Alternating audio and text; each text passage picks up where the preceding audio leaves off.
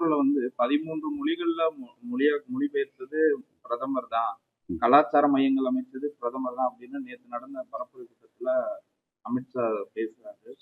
நீங்க மத்தியில கூட்டணி இருக்கும்போது அந்த தமிழுக்காக இந்த மாதிரியான எதுவும் செய்யலாம் அப்படின்ற ஒரு குற்றச்சாட்டையும் அந்த மக்கள் மத்தியில பேசுறாங்க.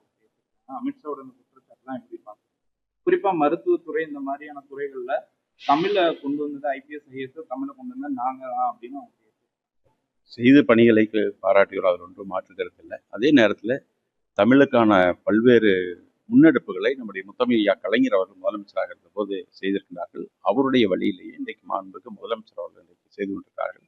இதேபோல தமிழ் வளர்ச்சித்துறையில் கூட உதவி இயக்குனர் பணியிடங்களுக்கெல்லாம் கூட இன்றைக்கு தட்டச்சலாக பணியில் சேர்ந்து அதற்கு பிறகு கண்காணிப்பாளராக அதற்கு பிறகு மாவட்ட அளவில் உதவி இயக்குனர் என்கிற நிலைக்கெல்லாம் வந்தார்கள். இப்பொழுது ஒரு 50% என்கிற வகையில் பிஏ இலக்கியம் படித்தவர்கள், இளங்கலை இலக்கியம் படித்தவர்கள் கூட இன்றைக்கு டிஎன்பிஎஸ்சி மூலமாக தமிழ்நாடு அரசு பணியாளர் தேர்வு அணியின் மூலமாக நேரடியாக தேர்வு செய்யப்பட்டு இன்றைக்கு பணியில் அமர்த்தப்பட்டிருக்கிறார்கள்.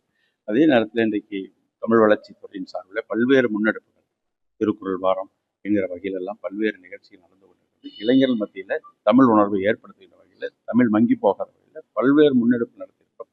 அந்த அடிப்படையில் இன்றைக்கு தமிழுக்கான நிதியை கூட சரியாக வழங்காத அரசு ஒன்றிய அரசு என்று சொன்னால் ஏறத்தாழ சமஸ்கிருதத்திற்கு 2000 கோடி ரூபாய்க்கு மேலே தந்திருக்கிறார்கள். ஆனால் நம்முடைய தமிழுக்கான வளர்ச்சிக்கான நிதியை சுமார் 200 கோடி கூட வழங்காத ஒரு அரசு தான் ஒன்றிய அரசு. அவர்கள் சொல்வதற்கு எந்த விதத்திலையும் தகுதியற்றவர்கள்.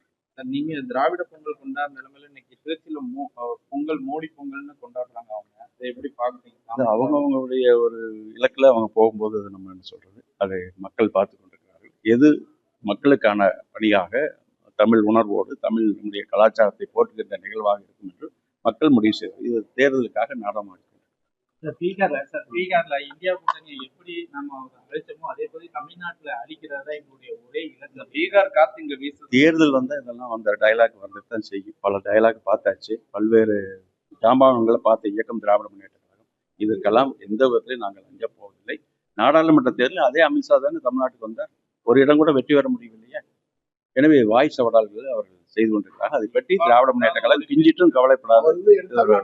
பல்வேறு பெரிய பெரிய ஜாம்பான்கள் திமுகவை அழிக்க வேண்டும் நினைத்தவரெல்லாம் தான் அழிந்து போயிருக்காவளிய திமுக என்றைக்கும் அழியாது. இது மக்களோடு இணைந்த இயக்கம். தோல்வி பேசினாதான் 3000 ரூபாய் கொடுக்குறீங்க அப்படின்னு சொல்லி எடப்பாடியார் தொடர்ந்து சொல்லிட்டு இருக்காரு. திட்டத்தை கொடுக்கலைன்னா கொடுத்தா அதுக்கு ஒரு சாயம் பூசுவாங்க. அதை பேசுபவர்களை பற்றி எங்களுக்கு கவலை இல்லை. மக்களுக்கான பணியை தொடர்ந்து செய்வோம். முதலமைச்சர் அவர்கள் அந்த இலக்கில் சென்று கொண்டிருக்கிறார்கள். மீண்டும் 2026ஆம் ஆண்டு நடைபெறுகிற சட்டமன்ற தேர்தலில் மீண்டும் 2வது முறையாக மாண்புமிகு முதலமைச்சர் முதல்வராக பொறுப்பேற்பது உறுதி. திராவிட முன்னேற்ற கழகம் 7வது முறையாக ஆட்சி பொறுப்பேற்பது உறுதி. பிளே ஸ்டோர் மற்றும் ஆப் ஸ்டோரில் இருந்து பாலிமர் செயலியை QR கோடு மூலம் பதிவிறக்கம் செய்யுங்கள்.